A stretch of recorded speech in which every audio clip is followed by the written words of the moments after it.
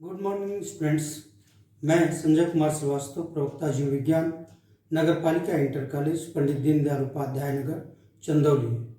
बच्चों, आज हम लोग जैव प्रौद्योगिकी यूनिट के अंतर्गत जैव प्रौद्योगिकी, उसके सिद्धांत और प्रक्रम चैप्टर के अंदर एक विशेष टेक्निक के बारे में अध्ययन करेंगे, जिस टेक्निक का बायोटेक्नोलॉजी में बहुत महत्वपूर्ण योगदान होता है। यही नहीं, वर्तमान में जो कोविड-19 वर्ल्ड वाइड पेंडेमिक जो चल रहा है, उसका जो काजिंग एजेंट है, जिसको हम नोवल कोरोना वायरस कहते हैं, उसके डिटेक्शन के लिए भी इसी टेक्निक का उपयोग किया जा रहा है।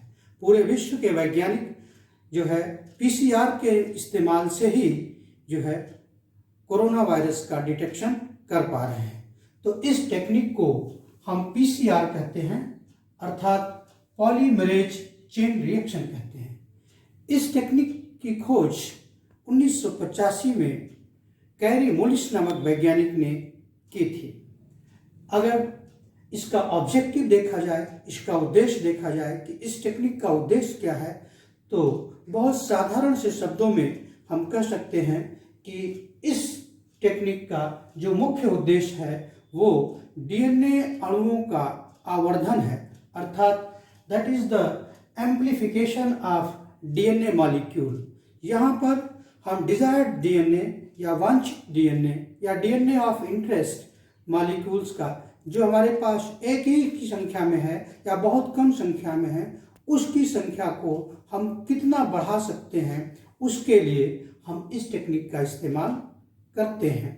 तो ये टेक्निक डीएनए एम्प्लीफिकेशन टेक्निक भी कहलाती है। और इसमें अब हम इसकी डिफिनीशन की बात करें, अगर इसकी परिभाषा की बात करें, तो इसका सिंपल सा डिफिनीशन है, बिल्कुल सिंगल लाइन का डिफिनीशन है कि द पीसीआर अर्थात polymerase chain reaction is a technique of amplification of gene और DNA molecules of interest, that is in vitro condition.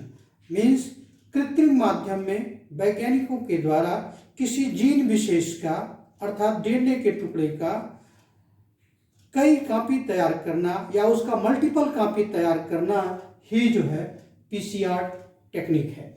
अब इसके जो प्रिंसिपल है, किस सिद्धांत पे ये टेक्निक काम करता है, तो इसमें जो मुख्य सिद्धांत ये है कि डीएनए एक निश्चित तापमान पर, जो डीएनए का डबल हेलिक्स है, उसकी द्विकुंडली है, वो तापमान एक अधिक तापमान पर, अर्थात जब हम तापमान को 90 डिग्री एबव ले जाते हैं, 90 डिग्री सेल्सियस से ऊपर ले जाते हैं, तो डीएनए के बॉन्ड्स जो हाइड्रोजन बॉन्ड्स हैं वो टूट जाते हैं, जिससे कि डीएनए की जो दो श्रृंखलाएं होती हैं वो अलग हो जाती हैं। This is also called melting of DNA. तो इसी सिद्धांत पर ये पूरी टेक्निक कार्य करती है। अब बेसिक रिक्वायरमेंट्स, इस टेक्निक को कंप्लीट करने के लिए या इस टेक्निक को पूरा करने के लिए क्या क्या होना चाहिए, तो सबसे महत्वपूर्ण यह है कि हमारे पास इसके लिए वो डीएनए होना चाहिए, अर्थात वो पर्टिकुलर जीन होना चाहिए, वांछित जीन या वो जीन होना चाहिए जो हमारे पास बहुत कम संख्या में है या एक ही संख्या में है, जिसको हमें बढ़ाना है। मतलब we need first that is that particular segment of DNA और gene which we want to amplify. दूसरा जो महत्वपूर्ण है वो इसमें एक विशेष एंजाइम है, वो एंजाइम जो अधिक तापमान पर, सामान्यतः एंजाइम जो है वो तापमान बढ़ाने पर एबव 60 डिग्री पर या एबव 55 डिग्री सेल्सियस पर डीनेचर हो जाते हैं, क्योंकि वो प्रोटीनेशियस होते हैं नेचर में। लेकिन यहाँ पे जो एंजाइम इस्तेमाल होगा वो अधिक तापमान पर अर्थात एबव 90 डिग्री सेल्सियस पर भी वो एंजाइम डीनेचर अर्थात विकृत नहीं होता। वह विशेष एंजाइम कौन सा एंजाइम है? उस एंजाइम को हम कहते हैं थर्मोस्टेबल डीएनए पॉलीमरेज, अर्थात ऐसा डीएनए पॉलीमरेज जो थर्मोस्टेबल है अर्थात तापमान बढ़ाने पर वो डीनेचर नहीं होता। यह विशेष एंजाइम कह सकते हो आप कुछ विशेष प्रकार के जीवाणुओं में पाया जाता है, खास करके उन जीवाणुओं में जो गर्म पानी के चश्मे में पाए जाते हैं, उन जीवाणुओं में जो सल्फर कह सकते हो जहाँ पे सल्फर स्ट्रीम होती है, जहाँ पर गर्म पानी होता है, वहाँ पे ये पाए जाते हैं। और इस विशेष एंजाइम को हम टेक पॉलीमरेज कहते हैं, जो एक जिस जीवाणु से ये प्राप्त किया जाता है उस जीवाणु का नाम है थर्मस एक्वेटिकस। इसी कारण इसका नाम जो है टेक पॉलीमरेज रखा गया है। तो तीसरा जो महत्वपूर्ण रिक्वायरमेंट है वो ये है कि हमें डीएनए पॉलीमराइजेशन स्टार्ट करने से पहले ऐसे प्राइमर चाहिए, आरएनए प्राइमर चाहिए जो छोटे छोटे न्यूक्लियोटाइड्स बेस के बने होते हैं, उनकी हमें आवश्यकता होती है। तो यहाँ पर हमें एटलीस्ट 2 टाइप्स ऑफ प्राइमर चाहिए और वो अधिक संख्या में भी चाहिए। चौथा जो जरूरत है या कह सकते हो रिक्वायरमेंट है वो है मैग्नीशियम आयन। हमें पर्याप्त मात्रा में मैग्नीशियम आयन भी चाहिए। तो इन चारों चीज़ों से लेकर के पहला हमें डिजायर्ड डीएनए जो एक टेम्पलेट के रूप में काम करेंगे, जो जिस जीन को हमें बढ़ाना है वो चाहिए। दूसरा हमें टेक पॉलीमरेज चाहिए अर्थात थर्मो स्टेबल डीएनए पॉलीमरेज चाहिए। तीसरा हमें आप कह सकते हैं वो 2 प्राइमर चाहिए जो डीएनए का इनिशिएशन कर सकते हैं, डीएनए डुप्लीकेशन का इनिशिएशन कर सकते हो। वो विशेष रूप से वास्तव में वो छोटे छोटे न्यूक्लियोटाइड्स सीक्वेंस होते हैं जो आरएनए होते हैं, क्योंकि जो डीएनए पॉलीमरेज एंजाइम है वो सदैव अकेले जो है पॉलीमराइजेशन स्टार्ट नहीं कर सकता। उसके इनिशिएशन के लिए, आरंभन के लिए आरएनए प्राइमर का होना आवश्यक है। इस कारण से हमें at least 2 types of RNA primer चाहिए ही चाहिए, और वो भी अधिक मात्रा में।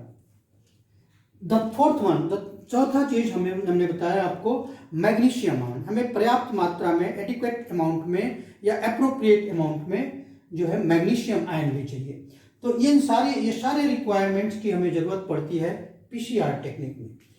फिर ये पूरा का पूरा सिस्टम ऑटोमेटाइज्ड है। इसको जो है कैरी मोलिस ने इस तरह से डेवलप किया था। अब हम उसके प्रोसीजर के बारे में चर्चा करेंगे कि what are the procedures of PCR, polymerase chain reaction के जो स्टेप्स क्या हैं, कैसे हम उस पर आगे बढ़ेंगे। तो हम इसको स्टेप्स में बांट के पढ़ते हैं। पहला स्टेप्स है preparation of mixture of this compound और मॉलिक्यूल्स। मतलब एक हम मिक्सचर तैयार करते हैं, उस मिक्सचर में क्या क्या होता है, जैसे कि DNA segments to be amplified. उस मिक्सचर में डीएनए का वो टुकड़ा होगा या जीन का वो हिस्सा होगा जिसको हमको एम्प्लीफाई करना है, जिसका हमें आवर्धन करना है। फिर an excess of 2 primer molecules, जैसा हमने अभी चर्चा किया कि एक्सेस क्वांटिटी में, अधिक मात्रा में हमें 2 टाइप्स ऑफ जो प्राइमर मॉलिक्यूल्स हैं, जो बेसिकली आरएनए न्यूक्लियोटाइड्स हैं, उनकी जरूरत है, उनको हम मिक्स करेंगे। And the 4 deoxy nucleotide triphosphate. मतलब हमें यहाँ भी चर्चा करना चाहिए था, हमें और क्या चाहिए जो और महत्वपूर्ण है जिससे डीएनए का संश्लेषण होगा, वो है 4 types of deoxy nucleotide triphosphate. वो कौन कौन से हैं? वो 4 types of deoxy nucleotide triphosphates basically वो कह सकते हैं डीऑक्सी न्यूक्लियोटाइड ट्राइफॉस्फेट्स। ये जो 4 टाइप हैं, इनमें क्या क्या है?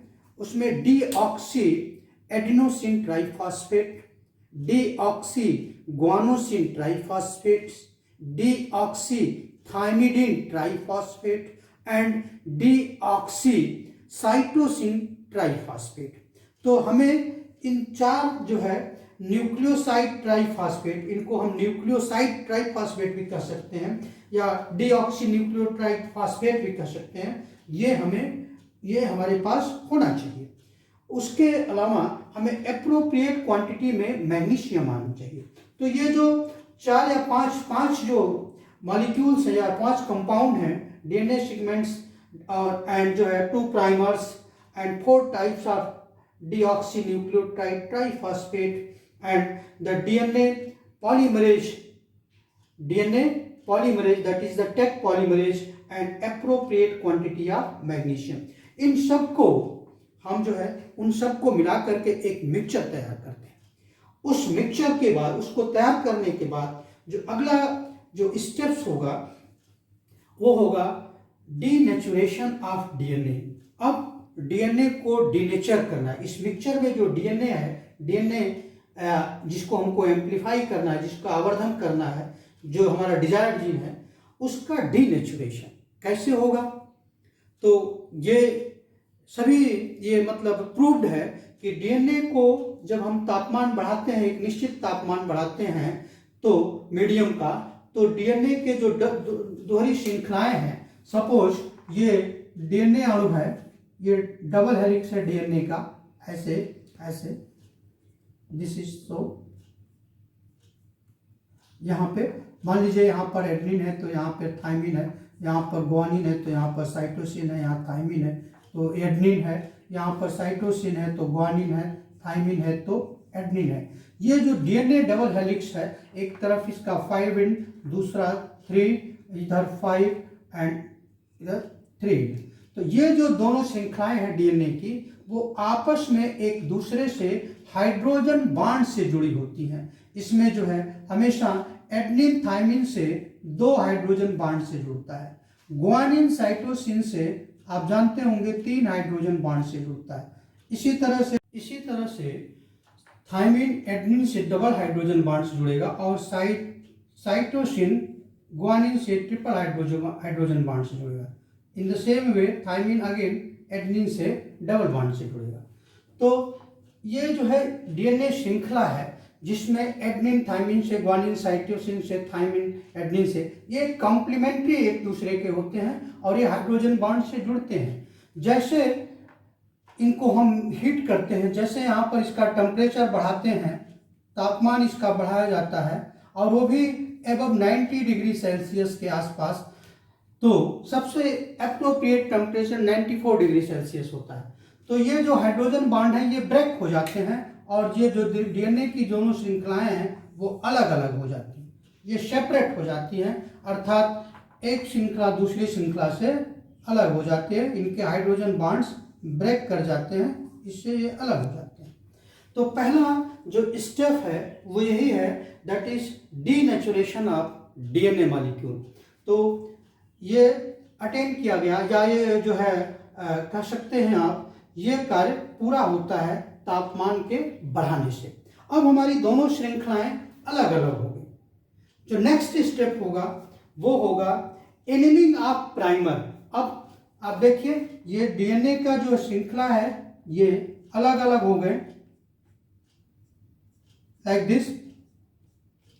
The second step is annealing of primer. जो आरएनए प्राइमर है वो डीएनए श्रृंखलाओं पर, अब ये जो दोनों श्रृंखलाएं हैं ये दोनों वास्तव में एक सांचे की तरह कार्य करेंगी और एक टेम्पलेट की तरह कार्य करेंगे। तो जो ये एनिलिंग ऑफ प्राइमर है वो डीएनए के दोनों टेम्पलेट पे शुरू होगा, अर्थात यहाँ से एक प्राइमर यहाँ से शुरू होगा और दूसरा प्राइमर इधर से शुरू होगा। तो इस तरह से ये प्राइमर्स जो है ये जुड़ गए डीएनए के श्रृंखलाओं से। यहाँ आपने देखा कि इसका डायरेक्शन जो है, मैंने एक को इधर से और दूसरे को इधर से जोड़ा है। तो क्यों ऐसा किया है? क्योंकि डीएनए पॉलीमरेज का एक इनहेरिट फीचर है, एक उसका कह सकते हो आप, एक उसका महत्वपूर्ण गुण है कि वो हमेशा डीएनए का पॉलीमराइजेशन 5 to 3 डायरेक्शन करेगा, अर्थात जब भी करेगा तो उसका जो है डायरेक्शन ये 5 होगा और जिधर की तरफ वो मूव करेगा वो 3 की तरफ जाएगा। इस नाते वो जो टेम्पलेट है वहाँ उसके 3 एंड से शुरू होगा। ठीक इसी तरह से जो दूसरा श्रृंखला है डीएनए का, ओरिजिनल डीएनए का, उसका भी ये 3 एंड है, तो ये जो है इसका 5 एंड होगा। जो नई श्रृंखला बनेगी वो 5 to 3 डायरेक्शन से स्टार्ट होगा।